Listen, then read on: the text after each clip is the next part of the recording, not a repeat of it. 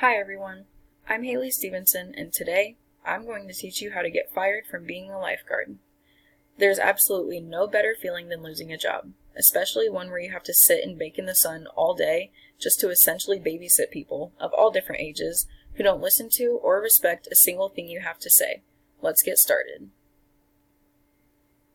Now, the first step to increasing your chances of getting fired is getting plastered the night before you work.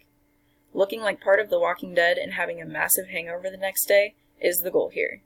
However, once you get a slight buzz, get on Twitter and start a thread of how much you hate your job and everything related to it.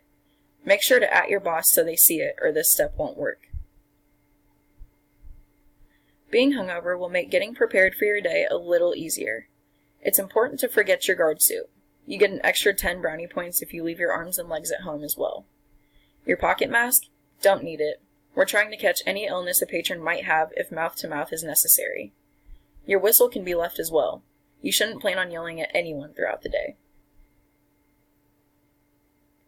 Before you even enter your workplace, make sure you tell all of your social media friends just how horrible of an environment it is. Chlorine levels range from having 0 chlorine to enough to give you chemical burns.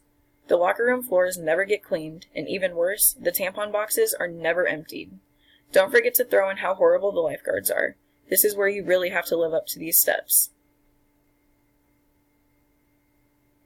While on deck, guarding, saving people cannot be one of your top 100 priorities. If you accidentally see someone struggling to swim, immediately look away until the guard stationed with you saves them. But if you just can't help yourself and you go in after them, make sure to take your guard tube. You're going to hit them with it until they calm down. The phrase, "ignorance is bliss," really comes into play for this step. If you just ignore the people running on deck and don't stop them, you don't have to deal with it. Now, if they fall and get hurt, this is where you really have to put your foot down. If you want fired, you cannot help them in any way. Don't even distribute a Band-Aid.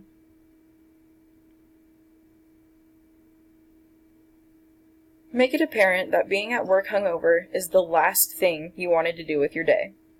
Roll your eyes at patrons if they ask you a question about operating hours, especially since they could just Google it. No question is a dumb question is what we've always been taught, but if you want fired, make it known that every question is in fact a dumb question and should be directed elsewhere. At the end of the day, you will be asked by your head guard to clean. This is where you tell them, "No, I am not a janitor," and sit down in the break room. This will result in an instant write-up. Once you're comfortable, set a reminder on your phone to clock out an hour and a half after your shift ends.